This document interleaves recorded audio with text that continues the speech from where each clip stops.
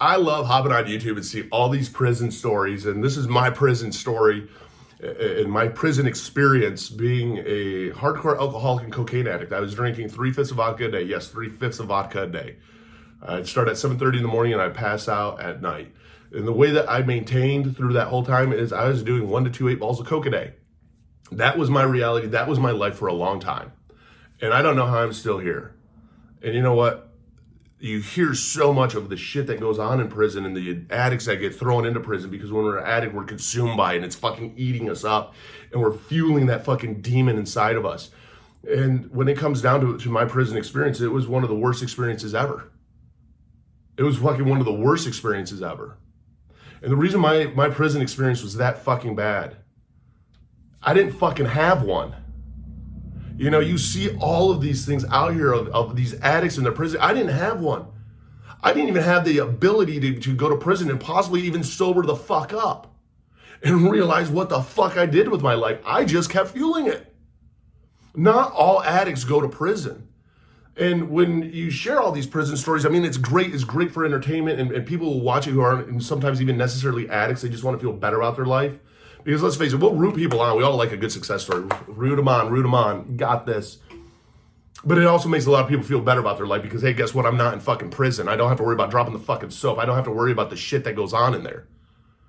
I've never been there. I should be in prison. For as much as the shit that I did, the illegal shit that I did, I should be in prison, but I'm not. Yet I was a raging addict. So not all addiction is going to end that way. And that's the scariest part of all, is because a lot of times some of the worst addicts out there are the addicts that aren't busted. They're the addicts that continue on and continue and continue. It gets worse and worse and worse.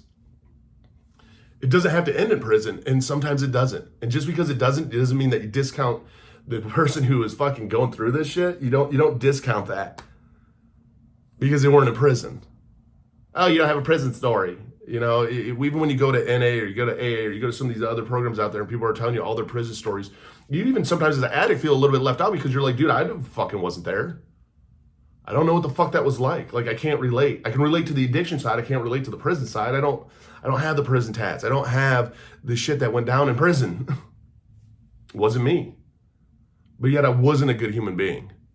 I mean, you don't have to look at it of, God, I got to go to prison to get sober up, or man, that person hit rock bottom because they went to prison. Because I know a lot of addicts too that went to prison, totally fucked up their whole lives, go back out, and they're still a raging addict.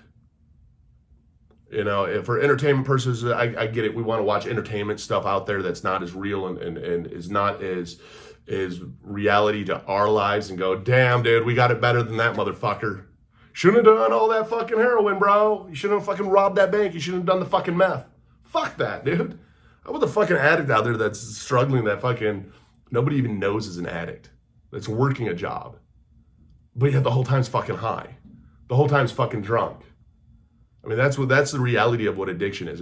Addicts, you can't necessarily always pick them out because an addict does everything they can to protect and hide their addiction to keep it fueling.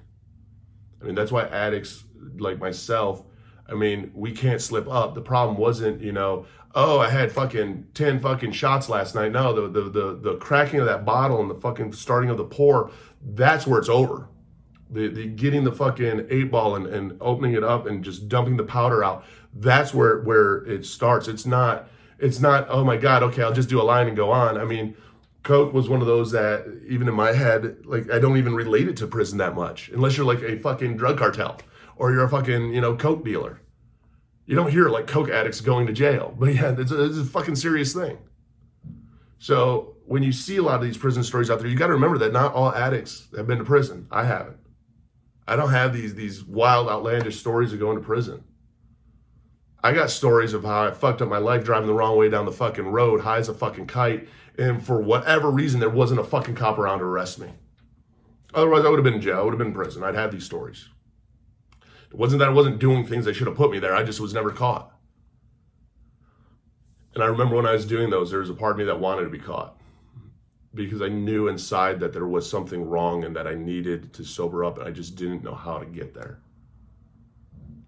So no matter what your story is, it's your sobriety story. It's your sobriety journey, and it's inspiring. So share it. Share all the stories that you can, because it all comes down to that hope of reaching that one addict out there struggling, that one addict out there suffering, that's trying to change their life around. And it doesn't just start with, oh, let me put the bottle down, let me put this down, I'm done. No. It's a whole fucking mindset. It's a whole fucking mentality. That's a reality of struggling. That's waking up not worried about anything other than how do I get my fix back. That's the reality of addiction. It's not the prison stories. It's the reality of ruining your entire fucking life just to get fucking high. Because that was me. And I did. Thankfully, we can get sober. We can put it all back together. We can put the pieces back together and put our life back together. It's a lot of work, but you're not alone. So get out there, get with the rehab, get with the inpatient rehab, get with the outpatient rehab. Do whatever it takes to help get sober. And it's all trial and error. It's never giving up. I mean, I tried getting sober starting at age 23. I didn't get sober until I was 36. I started using at 14. That was the reality. That was my life. That was my fight. That was my story. And I know other people out there have the same story and a similar story that can relate. So don't give up. I mean, if you're watching this and you're struggling and you're on day one, fuck, you got this. It's hard, but you got this. And is it worth it? Fuck yeah, it's worth it. And you don't have to go to prison. You don't have to have these gnarly, outlandish stories. I'm sure every addict fucking does. I mean, we all have some pretty insane stories because we were insane. We were consumed by addiction.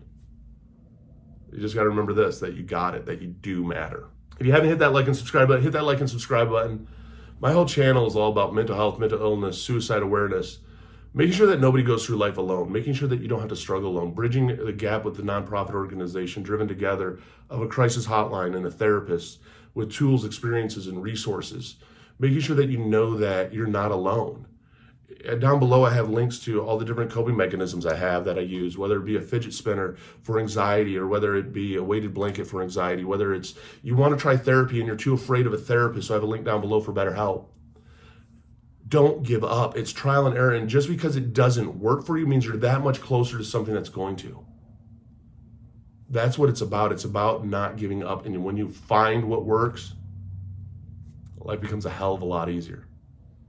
And to the one out there struggling, just remember this, that you are a BAMF, that you're a badass motherfucker, that you made it through 100% of your worst days to make it through 2 today. And that makes you pretty damn amazing because you are wonderful, you're beautiful, you're smart. You're fucking worth it. So let's do this together. Hit that like and subscribe button, comment down below, and we got this.